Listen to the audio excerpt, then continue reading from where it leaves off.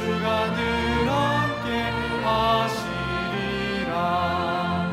의지하고 순종하는 길은 예수 안에 즐겁고 복된 길이로다. 해를 당하거나 우리 고생할 때 주가 위로해 주시겠네. 주를 의지하며 순종하는 자를 주가 안위해 주시리라. 의지하고 순종하는 길은 예수 안에 즐겁고 복된 길이로다. 남의 짐을 지고 슬픔 위로하며 주가 상급을 주시겠네. 주를 의지하며 순종하는 자를 항상 복내려 주시리라.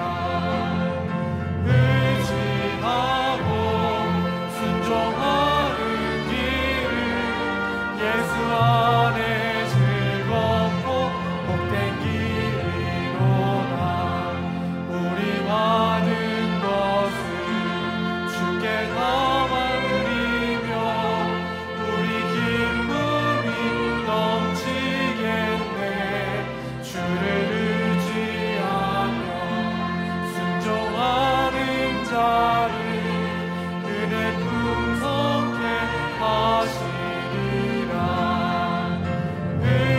의지하고 순종하는 길은 예수 안에 즐겁고 복된 길이로다. 주를 힘입어서 말씀 잘 배우고 주를 모시고 살아가세. 주를 의지하며 항상 순종하며 주가 사랑해 주시리라. 의지하고 순종하는 길은 예수 안에 즐겁고 복된 길이로다. 순종. 너희 자신을 종으로 내주어 누구에게 순종하든지 그 순종함을 받는 자의 종이 되는 줄을 너희가 알지 못하느냐. 로마서 6장 16절. 나를 지배하는 세력을 점검하려면 가장 먼저 그 세력에게 스스로 기꺼이 순복한 적이 있다는 사실을 솔직히 인정하는 것입니다. 내가 나 자신의 종이라면 언젠가 나 자신에게 순복했기 때문입니다. 따라서 그 책임은 오직 내게 있습니다.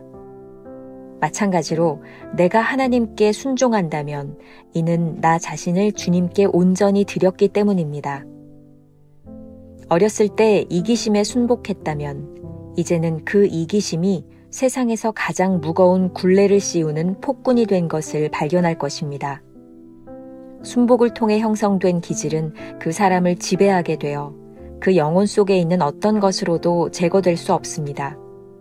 한순간이라도, 한 번이라도 정욕에 마음을 주면 정욕에 항복한 자신을 아무리 미워한다고 할지라도 이미 당신은 그 정욕의 종이 된 것입니다.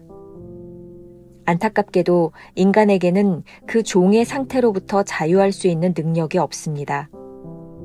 오직 그 능력은 예수 그리스도의 구속 안에만 있습니다.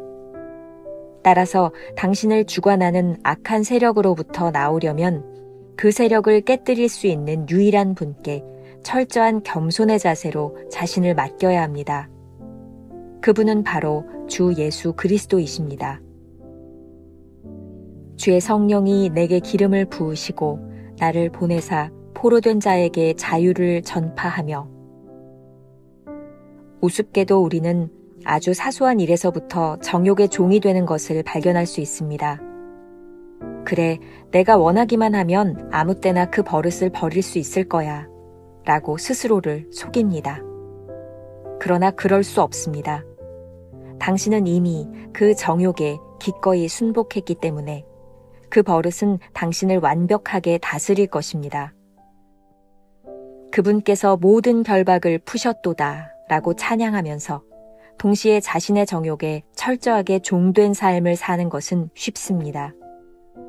오직 주님께 순복할 때만이 인생의 모든 속박으로부터 벗어날 수 있습니다.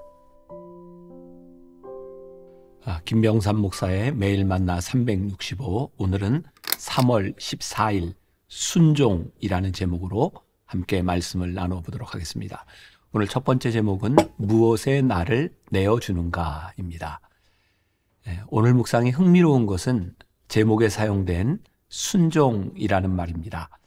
이 obedience라고 하는 영어 단어를 쓰고 있는데 순종이라는 말이 여러 번 반복해서 등장하는데 사실은 obey라고 하는 동사 한 번을 제외하고는 obedience라고 하는 말이 나오지 않고 있습니다. 하지만 순종이 무엇인지를 설명하기 위해 오늘 본문에서는 원문에 양도, yield라고 하는 단어를 계속해서 사용하고 있습니다. 사실 묵상글에 나오는 순종 혹은 복종이라는 말은 영어 단어의 yield를 번역한 말이기 때문에 오늘 묵상글 중에서는 이 yield라고 하는 개념, 양도하라는 말을 좀 구별해서 사용하면 좋을 것 같다는 생각이 듭니다. 이런 뜻이죠. 미국에 가면 교통 표지판들이 있는데 길이 갈라지는 곳에 노란 걸로 yield라고 쓰여져 있는 팻말들이 있습니다.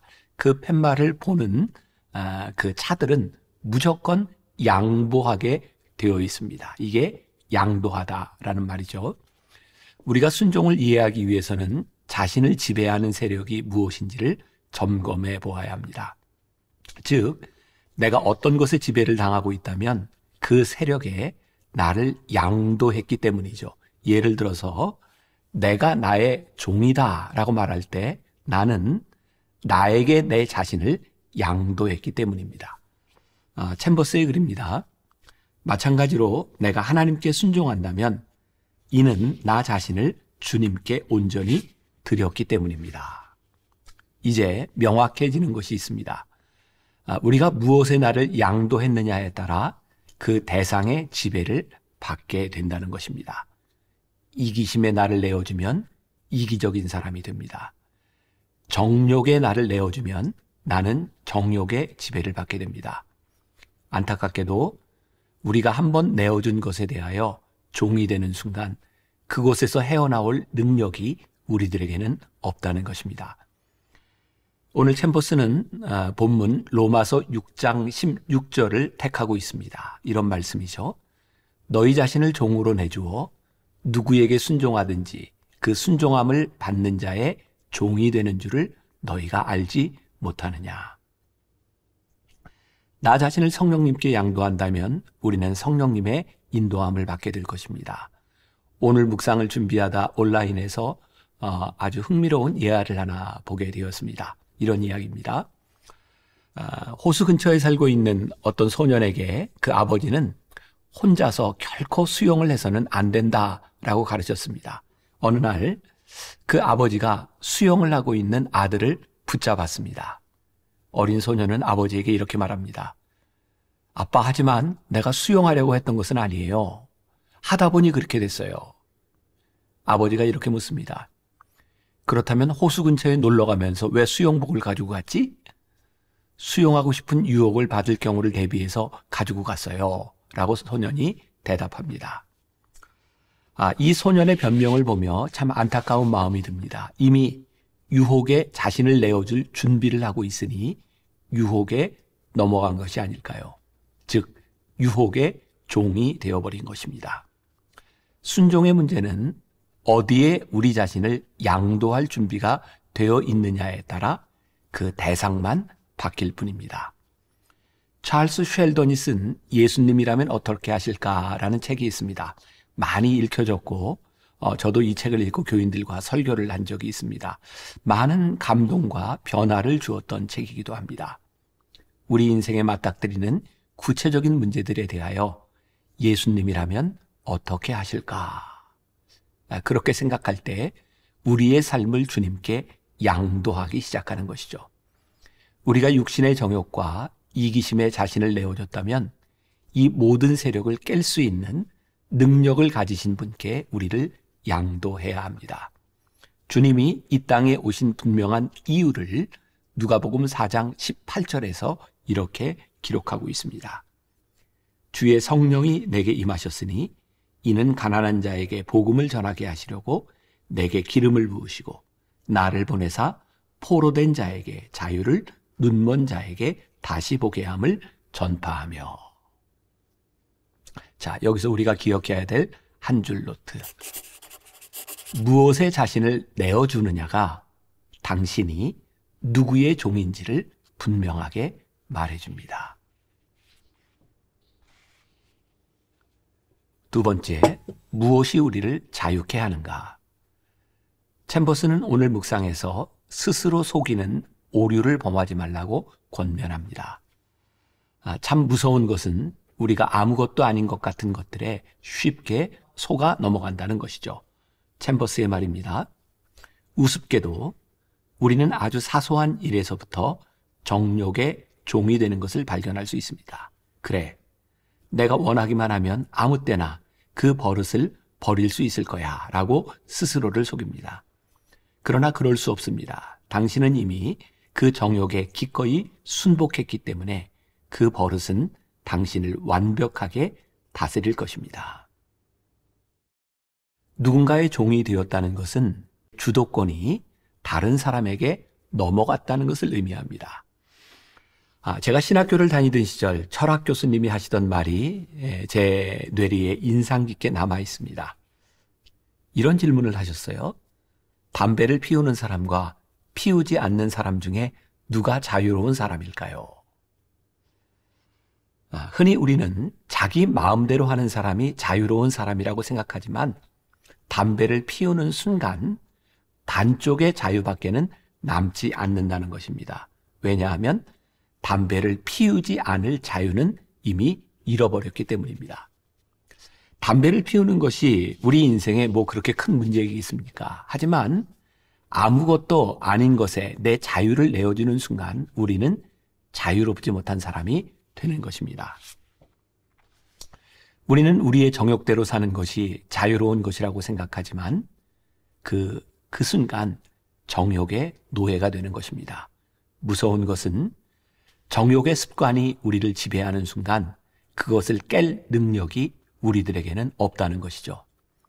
아주 사소한 일에서 우리는 얼마든지 자유로울 수 있다고 생각하지만 그 사소한 일로 인해 우리의 자유가 잠식되어 가고 있다는 것을 분명히 알아야 합니다. 진정한 자유는 우리의 선택권을 주님께 양도하는 것입니다. 그때 주님은 우리를 모든 정욕과 욕심에서 자유하게 하십니다. 과연 이것이 가능한 일일까요? 가능합니다. 우리가 지금까지 나쁜 습관들에 대하여 자신을 기꺼이 내어줄 마음과 능력이 있다면 왜 하나님께 우리의 모든 것을 양도하지 못하겠습니까? 안타깝게도 우리의 의지를 정욕에 양도함으로 이미 정욕에 종된 상태에서 자유할 능력을 잃어버렸지만 우리를 자유케 하실 능력 있는 주님 앞에 순종할 능력을 잃지 않았습니다. 하나님의 은혜는 우리를 옛사람에서 새 사람으로 바꾸어 주실 것입니다. 다른 말로 표현한다면 우리의 소원이 우리를 만드는 것입니다. 예수 그리스도를 따라 순종하는 삶을 산다는 것은 우리의 소원을 내려놓고 주님의 뜻과 그것을 행하는 일을 우리의 유일한 소원이자 기쁨으로 삼는 것입니다. 우리가 기억해야 될 한 줄 노트. 아직 우리에게는 우리를 자유케 하실 주님께 순종할 능력이 있다는 것을 기억하시기 바랍니다. 이제 우리가 하루 품고 살아야 될 묵상 질문입니다. 정욕의 자신을 양도함으로 잃어버린 자유가 무엇이 있는지를 생각해 보면 어떨까요? 기도하겠습니다. 하나님, 우리는 말로는 순종한다는 말을 참 쉽게 합니다. 하지만 주님께 나를 양도하지 아니하고 순종하는 것은 불가능한 일임을 우리들이 깨닫습니다. 혹시 우리가 순종한다고 말하면서 우리의 정욕에 나를 양도하고 살아가는 사람들은 아닌지, 혹시 우리의 정욕을 제어할 수 없는 불가능 가운데 우리들이 고민하고 있지는 않은지, 오늘 우리들에게 주시는 말씀을 듣습니다. 너를 주님께 내어드려라. 너의 모든 것을 주님께 맡겨라. 오늘도 우리를 자유케 하시는 주님을 경험하는 하루가 되게 하여 주옵소서. 예수님의 이름으로 기도했습니다. 아멘.